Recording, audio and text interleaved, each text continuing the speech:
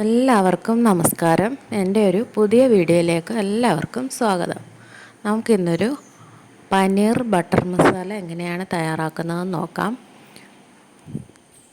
എല്ലാവരും ഇതൊന്ന് ട്രൈ ചെയ്ത് നോക്കണം. ഇഷ്ടപ്പെടുവാണെങ്കിൽ സബ്സ്ക്രൈബ് ചെയ്യണം, സപ്പോർട്ട് ചെയ്യണം. നമുക്ക് വീഡിയോയിലേക്ക് പോകാം. ആദ്യം തന്നെ നമുക്ക് കുറച്ച് ചൂടുവെള്ളം തയ്യാറാക്കണം.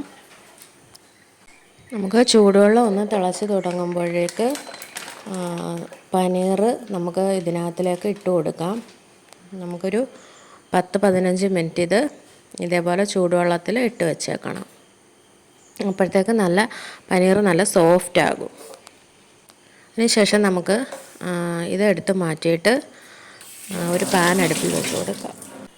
പാൻ ഒന്ന് ചൂടായതിന് ശേഷം നമുക്കതിലേക്ക് ഉള്ളി ഒന്ന് വഴറ്റാൻ ആവശ്യത്തിനുള്ള ബട്ടർ നമുക്ക് ചേർത്ത് കൊടുക്കാം.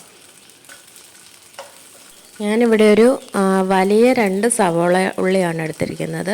നമുക്ക് അത് വഴറ്റാനുള്ള ബട്ടറാണ് ഞാനിവിടെ ചേർത്ത് കൊടുത്തിരിക്കുന്നത്. അതിനുശേഷം ഇതിലേക്ക് നമുക്ക് സവോള അരിഞ്ഞു വെച്ചത് ചേർത്ത് കൊടുക്കാം. നമുക്കൊരു 2 സെക്കൻഡ് സവാള ഒന്ന് വഴറ്റിയതിന് ശേഷം ബാക്കി ഇട്ട് കൊടുക്കാം. അതിനുശേഷം നമുക്ക് ഒരു കഷ്ണം ഇഞ്ചി ഞാനിവിടെ അരിഞ്ഞു വെച്ചിട്ടുണ്ടായിരുന്നു, നമുക്കതിട്ട് കൊടുക്കാം. അതിനുശേഷം ഒരു 6 അല്ലി വെളുത്തുള്ളി നമുക്ക് ഇതിലേക്ക് ചേർത്ത് കൊടുക്കണം. അതിനുശേഷം നമ്മൾ കാഷ്യൂനട്ട് ഇതിലേക്ക് ചേർത്ത് കൊടുക്കാം. ഞാനിവിടെ ഒരു 7-8 എണ്ണം എടുത്തിട്ടുണ്ട്, അത് ഞാൻ ചേർത്ത് കൊടുത്തിട്ടുണ്ട്. അടുത്തതായിട്ട് നമുക്കിതിലേക്ക് ചേർക്കാനുള്ളത് അരിഞ്ഞു വെച്ചിരിക്കുന്ന പച്ചമുളകാണ്. ഞാനിവിടെ ഒരു പച്ചമുളക് എടുത്തിട്ടുള്ളൂ, അത് നമുക്ക് ചേർത്ത് കൊടുക്കാം. അതിനുശേഷം നമുക്ക് അരിഞ്ഞു വെച്ചിരിക്കുന്ന തക്കാളി, ഞാനിവിടെ ഒരു മീഡിയം സൈസ് തക്കാളിയാണ് എടുത്തിരിക്കുന്നത്, അത് ചേർത്ത് കൊടുക്കാം. അതിനുശേഷം ഇത് നമുക്ക് നന്നായിട്ടൊന്ന് വഴറ്റിയെടുക്കണം. നന്നായിട്ടൊന്ന് വേവുന്ന വരെ നമുക്ക് വഴറ്റിയെടുക്കണം.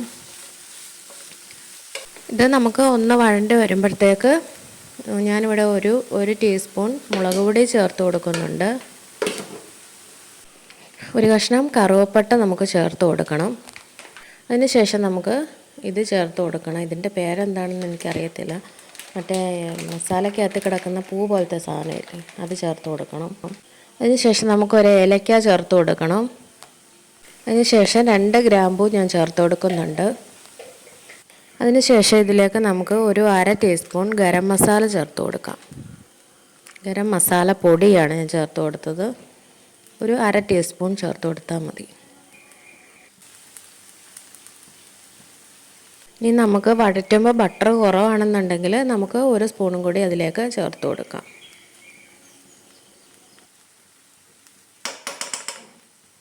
അതിനുശേഷം നമുക്ക് ചെറുതായിട്ടൊന്ന് വഴറ്റിയതിന് ശേഷം നമുക്ക് ആവശ്യത്തിനുള്ള ഉപ്പ് ചേർത്ത് ഒരു 2 മിനിറ്റ് ഒന്ന് അടച്ച് വെച്ച് ഒന്നുകൂടെ ഒന്ന് വേവിച്ചെടുക്കാം.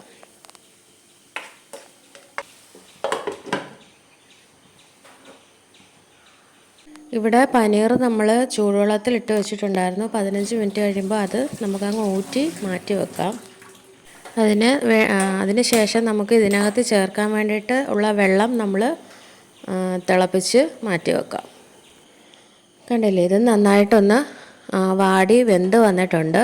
അത് നമുക്കൊന്ന് ഇനി തണുക്കാൻ വേണ്ടിയിട്ട് വെക്കണം. തണുത്ത് കഴിഞ്ഞിട്ട് നമ്മൾ മിക്സിയുടെ ഒരു ജാറിലേക്കിട്ട് നമുക്ക് നന്നായിട്ട് പേസ്റ്റ് പോലെ ഒന്ന് അരച്ചെടുത്തുകൊണ്ട് വരണം. അതിനുശേഷം ഒരു പാൻ അടുപ്പിൽ വെച്ച് നമുക്ക് ശകലം ബട്ടറും കൂടെ ഇട്ട് കൊടുക്കാം. അതിലേക്ക് ഞാൻ ഒരു നുള്ള് ജീരകം ചേർത്ത് കൊടുത്തിട്ടുണ്ട്. ഇതിലേക്ക് ഒരു വലിയ സവാള ഞാനിവിടെ ചോപ്പ് ചെയ്ത് വെച്ചിട്ടുണ്ട്. നന്നായിട്ട് ചോപ്പ് ചെയ്ത് വെച്ച സവാള നമുക്ക് ഇതിലേക്ക് ചേർത്ത് കൊടുക്കാം. അതിനുശേഷം നമുക്ക് നന്നായിട്ട് ഇതൊന്ന് വഴറ്റിയെടുക്കണം. നന്നായിട്ടതൊന്ന് വഴറ്റിയെടുത്തതിന് ശേഷം കണ്ടില്ലേ, ഇവിടെ ഞാനൊന്ന് അടച്ച് വെച്ച് നന്നായിട്ടൊന്ന് സവാള ഒന്ന് വെന്ത് വന്നിട്ടുണ്ട്. നമുക്ക് നന്നായിട്ടൊന്ന് തുറന്ന് വെച്ചുകൂടെ ഒന്ന് വഴറ്റി കൊടുക്കാം. ഒരുപാട് മൂക്കേണ്ട ആവശ്യമില്ല. നമുക്ക് അരച്ച് വെച്ചിരിക്കുന്ന സവാളയും നമ്മൾ അരച്ച് വെച്ചിരിക്കുന്ന ആ കൂട്ട് നമുക്ക് ഇതിലേക്ക് ചേർത്ത് കൊടുക്കാം.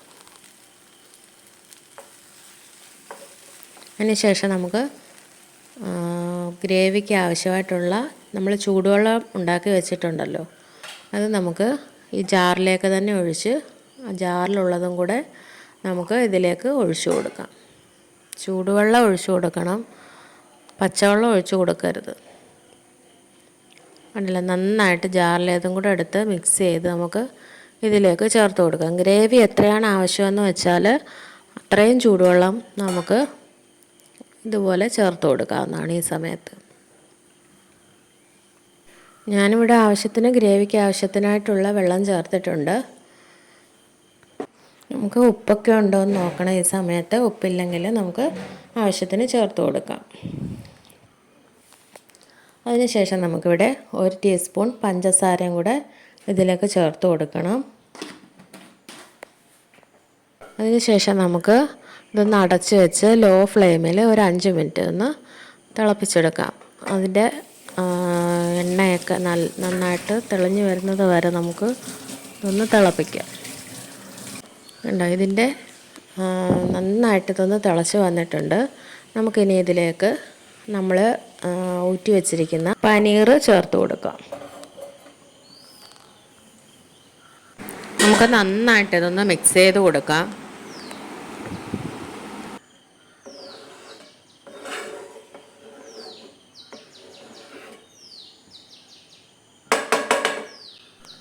അതിനുശേഷം നമുക്കിത് അടച്ച് വെച്ച് ഒരു 5 മിനിറ്റ് നന്നായിട്ടൊന്ന് വേവിച്ചെടുക്കണം.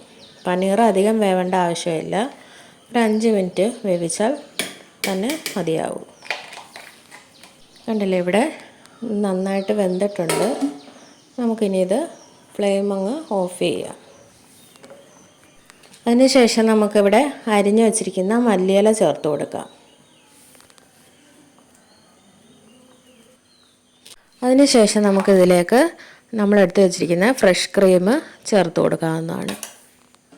നമ്മൾ ഫ്ലെയിം ഓഫ് ചെയ്തതിന് ശേഷം മാത്രമേ ഫ്രഷ് ക്രീം ചേർത്ത് കൊടുക്കാവുള്ളൂ. അതിനുശേഷം നമുക്ക് നന്നായിട്ട് ഇതൊന്ന് മിക്സ് ചെയ്ത് കൊടുക്കുകയും വേണം. നന്നായിട്ടൊന്ന് മിക്സ് ചെയ്ത് കൊടുക്കാം. അതിനുശേഷം നമുക്ക് കൈകൊണ്ട് ചെറുതായിട്ടൊന്ന് പൊടിച്ചെടുത്ത് കസൂരി മേത്തി ചേർത്ത് കൊടുക്കാം. കൈയുടെ വെള്ളയിൽ വെച്ച് നന്നായിട്ടൊന്ന് പൊടിച്ചെടുത്താൽ മതി. കണ്ടില്ല, വളരെ പെട്ടെന്ന് തന്നെ നമുക്ക് പനീർ ബട്ടർ മസാല റെഡിയാക്കി എടുക്കാൻ പറ്റും. കടയിൽ നിന്ന് കിട്ടുന്ന അതേ ടേസ്റ്റിൽ തന്നെ നമുക്ക് വീട്ടിലും തയ്യാറാക്കി എടുക്കാൻ പറ്റും. എല്ലാവരും ഇതൊന്ന് ട്രൈ ചെയ്ത് നോക്കണം. ഇഷ്ടപ്പെടുവാണെങ്കിൽ സബ്സ്ക്രൈബ് ചെയ്യണം, സപ്പോർട്ട് ചെയ്യണം.